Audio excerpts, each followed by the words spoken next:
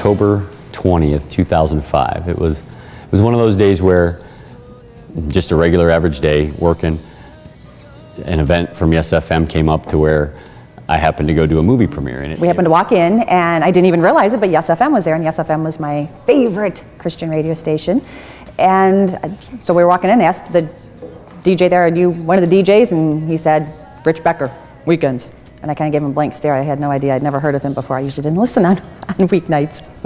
And then a couple of days later, there was a concert at the Stranahan Theater, and out of the thousands of people that were there, I was, helping to run the show with security, and I stopped by one of the aisles, and I looked to my left, and here's this woman who I had forgotten her name, but there was just something about her that really just, I can't explain it. It was just something there that I couldn't keep my eyes off her, and she didn't really know it at the time, but I kept going back to that same area of the arena to try to, get her attention, and our eyes met, and I nodded, and we kind of said hello, and I kind of caught her letting her daughter stand on the chair so she could see. So she was almost busted. I was security. I could have kicked her out right there. But anyway, I decided to be graceful. And we were supposed to get together with a group of people and go do some things, and everyone else all of a sudden couldn't make it at the last minute, and we both didn't have our kids that night, and we went and hung out at the tail end of a Mud Hens game. And I just remember, even as I walked out of the restroom, how Rich just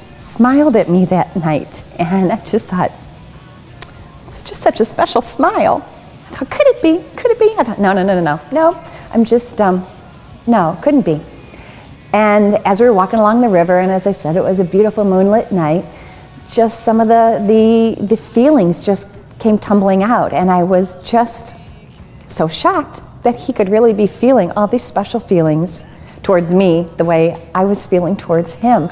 And I just felt just overjoyed and thanking God for having this prayer answered. He was totally, it was more than I prayed for. Her favorite band is Sanctus Real, so, Toledo-based band that is just awesome. And we had the opportunity to go to their 10th-year anniversary concert. And at this point, I had known that I was gonna marry Jenny. I had known.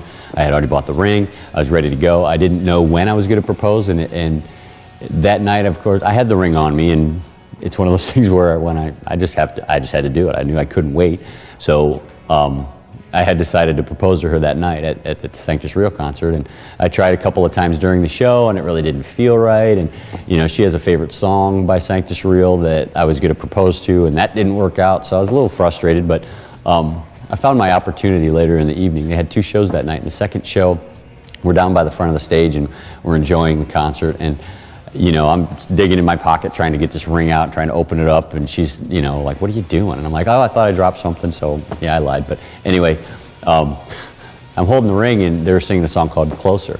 And, part of the song says, "So what can I do to get closer? I'll take you there."